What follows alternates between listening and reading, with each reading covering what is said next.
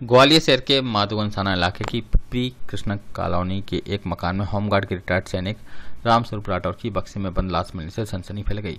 लाश लगभग 4-5 दिन पुरानी है। 64 साल के रिटायर्ड होमगार्ड सैनिक की हत्या का आरोप उसकी ही 16 साल की नाबालिग नातिन पर लगा है।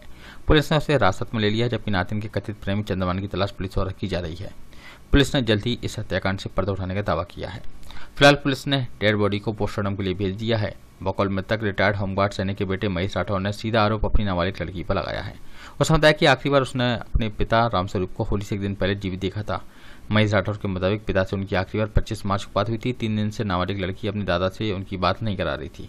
गुरुवार शाम को उसने फोन पर बातचीत के दौरान रामस्वरूप की हत्या किए जाने की बात बताई थी। पूरा परिवार गांव में होली मनाने के लिए चला गया था। पुलिस ने घर में मौजूद एक बड़े बक्से से उनके पिता की 4-5 दिन पुरानी सड़ी गली हुई लाश बरामद की है। पुलिस ने संदेह के आधार पर जब नाबालिग लड़की से पूछताछ की तब उसने अपना गुनाह कबूल कर लिया।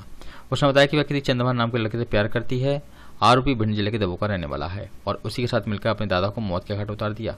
उनकी डेड बॉडी को छुपाने के लिए घर में रखे बक्से में बंद कर दिया। हालांकि उसने अभी तक पुलिस को यह बताया कि उसने किस तरह दादा को मौत के घाट उतारा है।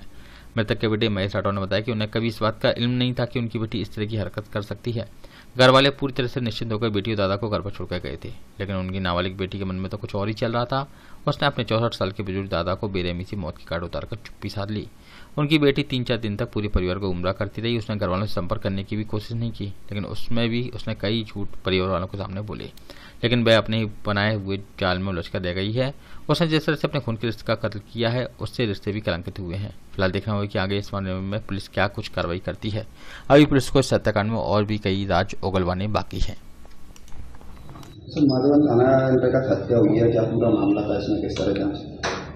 माधोगंज थाना में जो है फरियादी जो है महेश राठौर ने जो दलपतपुरा गांव में रहते हैं, उनको सूचना प्राप्त हुई तो सूचना पर से वो घर आए और घर पर आकर उनके द्वारा देखा गया कि उनके पिता जो है मृत अवस्था में बिस्तर पेटी के अंदर पड़े हुए हैं।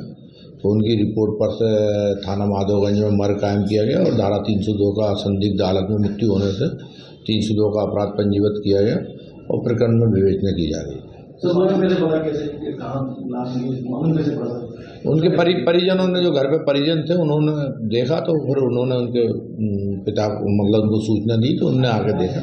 तो जो मृतक थे वो रिटायर्ड होमगार्ड के थे, 65 वर्ष की उम्र। और नातिन ने सूचना दी। अब इस संबंध में विवेचना की जा रही है। अब इस संबंध में अब चूंकि अभी मर्ग की अभी कार्रवाई जारी है, अब इस संबंध में चूंकि जितनी उनके द्वारा सूचना दी गई उसके आधार पर विवेचना की जा रही है।